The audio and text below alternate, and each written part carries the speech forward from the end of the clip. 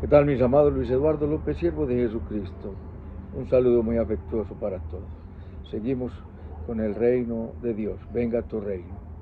Y repasamos sobre todo esto. Hoy vamos a empezar a hablar del reino futuro de Dios. Y vamos a mirar en qué consiste, así como ha habido varias facetas del reino de Dios durante toda la existencia del orden temporal, así habrá también otras dos facetas en el reino futuro de Dios. Venga tu reino. ¿Y qué significa? Lo hemos hablado. El reino sí ahora, pero aún no. Es decir, el reino está realmente en la tierra, pero no en su dimensión perfecta, maravillosa, bondadosa, pura, sin obstáculos, sin pecados, sin manchas, sin arrugas, sin contaminación, como será en la eternidad cuando el Señor establezca su reino, y como fue el reino en la eternidad pasada, y como será el reino cuando el Señor recupere toda la creación, no que la haya perdido, sino que está tolerando el pecado y el reino de las tinieblas en el corazón de muchos. Y Dios está reinando también en el corazón de muchos, pero vendrá el tiempo donde todo será perfecto. Venga tu reino y hágase tu voluntad. Y no riñe con las palabras de nuestro Señor Jesucristo, que ya las vimos en Lucas capítulo 17, versículo 20, preguntando por los fariseos cuándo había de venir el reino, le respondió y dijo: el reino de Dios no vendrá con advertencia, ni dirán helo aquí o helo allí, porque he aquí el reino de Dios está entre vosotros. Y hemos visto entonces, mis amados, repasando un poquito sobre la existencia del reino de Dios en la tierra, en sus diferentes facetas o manifestaciones.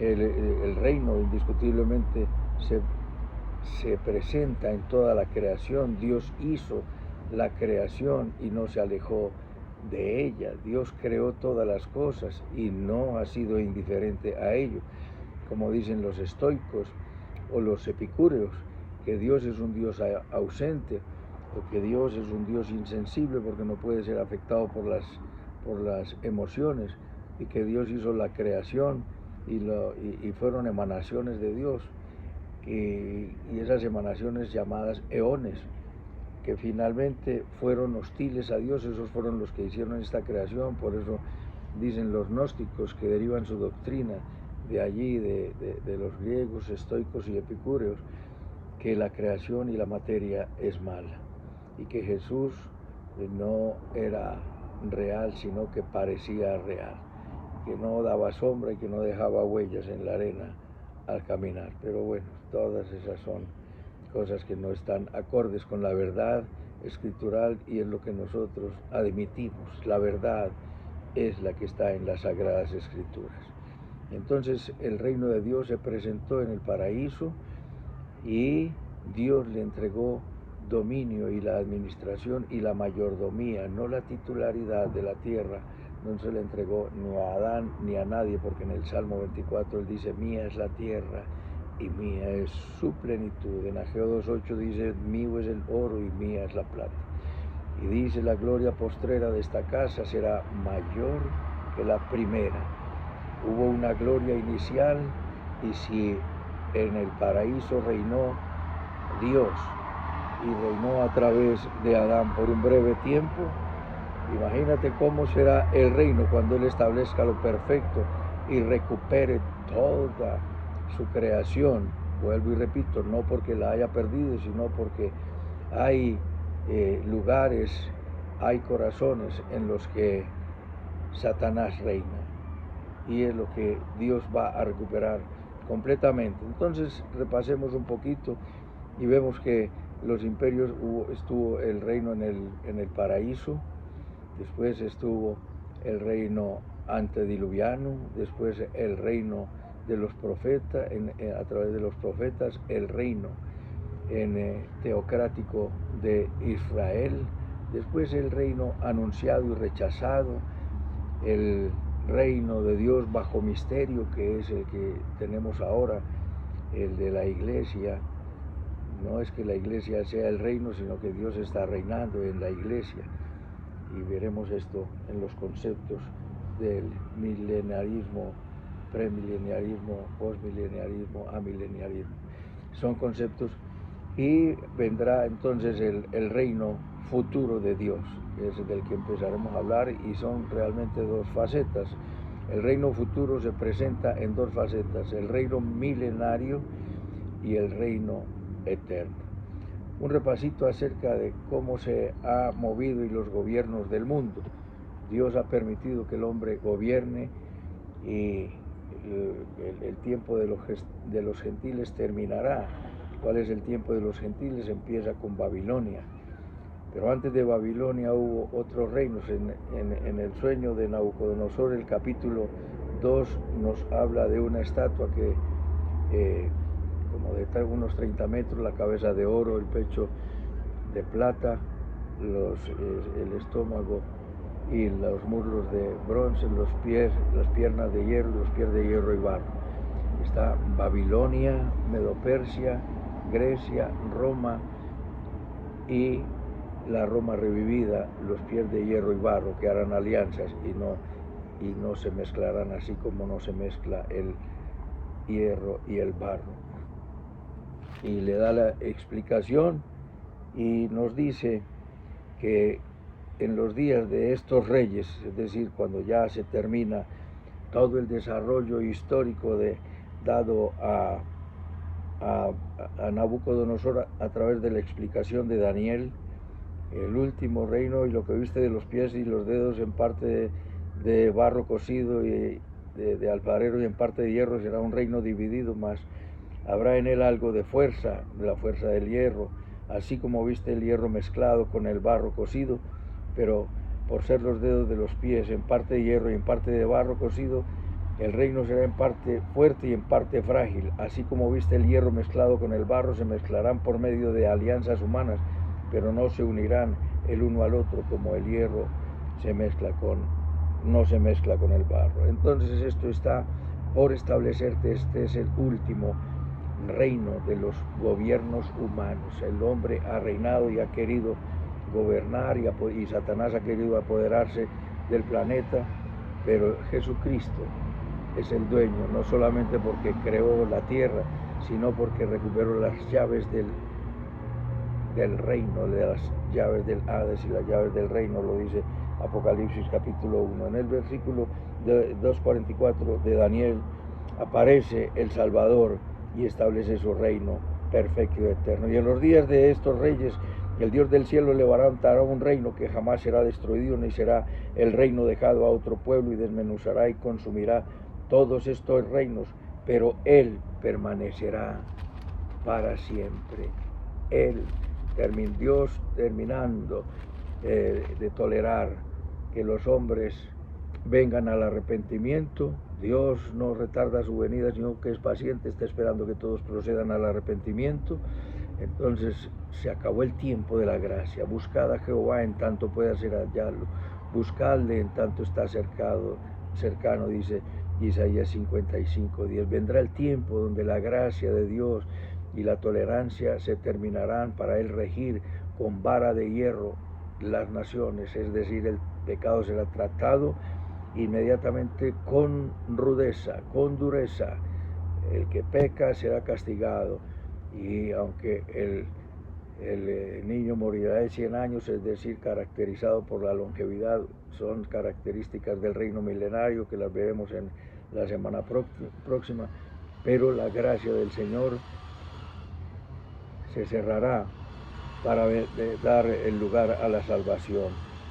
Nos dice entonces en el capítulo 7, ya no la visión del rey, sino el sueño y la visión de Daniel. Vio 4 bestias, y se refiere a los mismos 4 reinos. La bestia primera era como de león, Babilonia, ¿sí? Tenía alas, y las alas fueron arrancadas y fue levantada del suelo y se puso como hombre. La segunda bestia, esa es Babilonia, La segunda bestia es Medo-Persia, semejante a un oso, con un hombro más alzado que el otro y con 3 costillas en los dientes, quiere decir, levántate y devora mucha carne, significando que esas 3 costillas devoró los 3 reinos anteriores, y los anteriores a Medo-Persia fueron Babilonia, Asiria y Egipto. ¿Sí? Son 7 reinos de los hombres, 7 reinos globales, pero aquí el tiempo de los gentiles y el gobierno de los hombres, hasta que la teocracia de Israel terminó, empieza con Babilonia. Y una cuarta bestia, espantosa y terrible en gran manera, con grandes dientes de hierro, y desmenuzaba todo lo que sobraba y hollaba con los pies, y era muy diferente a las otras bestias. Esta es Roma.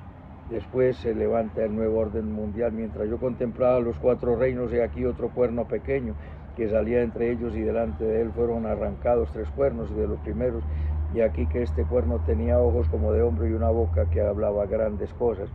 Es el nuevo orden mundial que está por establecerse. Hazme caso, hazle caso a la palabra, no lo digo yo lo digo porque lo dice la Biblia, pero esto no me lo he inventado yo, es lo que quiero decir cuando no lo digo yo. Esto no surge de mi creación, esto es del dominio de Dios, porque es palabra revelada de Dios. Aparece el verdadero, Daniel 7:9. Estuve yo mirando hasta que fueron puestos tronos, y se sentó un anciano de días cuyo vestido era blanco como la nieve, y el pelo de su cabeza como lana limpia, y su trono llama de fuego, y las ruedas del mismo fuego ardiente.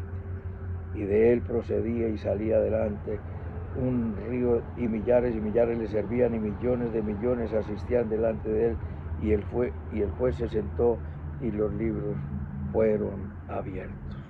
Luego dice en el versículo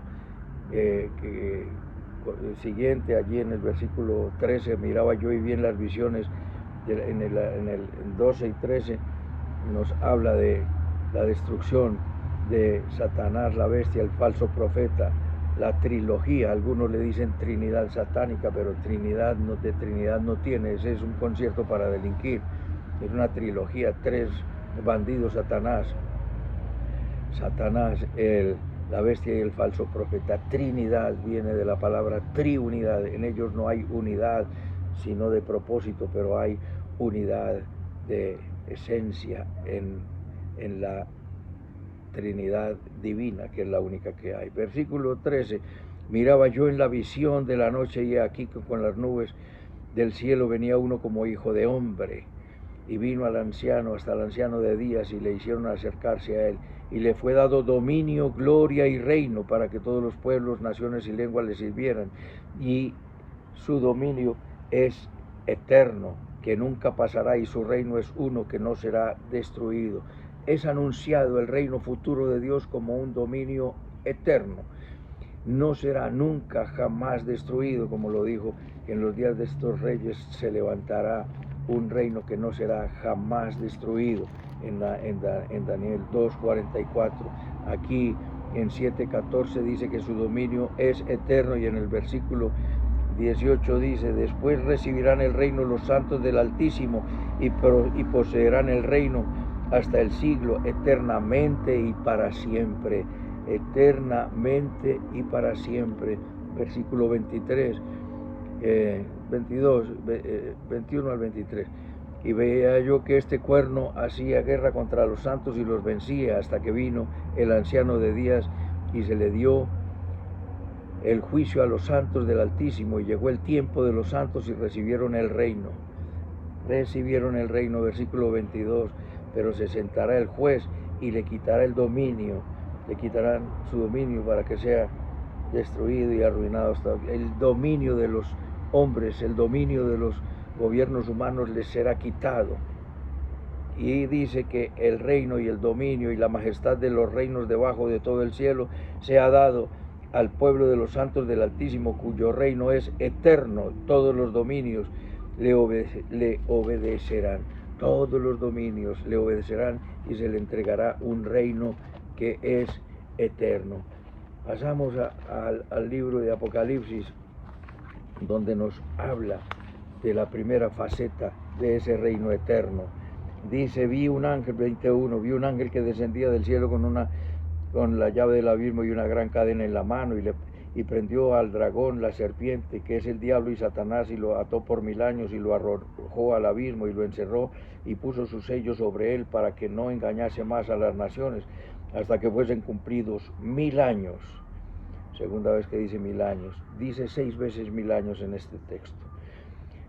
Y después de esto debe ser desatado por un poco de tiempo. Versículo 4, vi tronos y se sentaron sobre ellos los que recibieron la facultad de juzgar, y vi las almas de los decapitados por causa del testimonio de Jesús y por la palabra de Dios, los que no habían adorado a la bestia ni a su imagen, y que no recibieron la marca en sus frentes ni en sus manos, y vivieron y reinaron por Cristo 1000 años, tercera vez que dice 1000 años. Pero los otros muertos no volvieron a vivir hasta que se cumplieron 1000 años. 4 veces dice allí, bienaventurado, esta es la primera resurrección, bienaventurado y santo el que tiene parte en la primera resurrección. La segunda muerte no tiene potestad sobre esto, sino que serán sacerdotes de Dios y de Cristo y reinarán con él 1000 años. Quinta vez, y por sexta vez dice, cuando los 1000 años se cumplan, será Satanás suelto de su prisión y saldrá a engañar a las naciones. Entonces nos dice, así como la literalidad que tiene el profeta Isaías y las Sagradas Escrituras al hablar de los sufrimientos de nuestro Señor Jesucristo, fue de manera literal que nació en Belén, fue de manera literal que la Virgen concibió y dio a luz un hijo, es de manera literal que estos 1000 años sean realmente 1000 años, porque hay una posición, hay muchas posiciones respecto del milenio. ¿Y qué es el milenio? El gobierno por 1000 años de nuestro Señor Jesucristo, pero es eterno. ¿Qué quiere decir? Pero después de que cumplan los 1000 años, el reino será entregado al Padre y él mismo se sujetará, pero habrá un gobierno completo donde será de nuevo dirigido por nuestro Señor Jesucristo, porque el Padre dice, el Hijo hace, y el Espíritu Santo nos enseña lo que el Padre dice y el Hijo hace.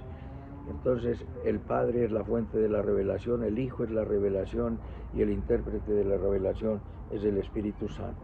En estos 1000 años hay 3 corrientes: amilenarismo, posmilenarismo y premilenarismo. La posición que tenemos como dispensacionalistas es la del premilenarismo, es decir, la venida de nuestro Señor Jesucristo justo antes del milenio, ¿sí?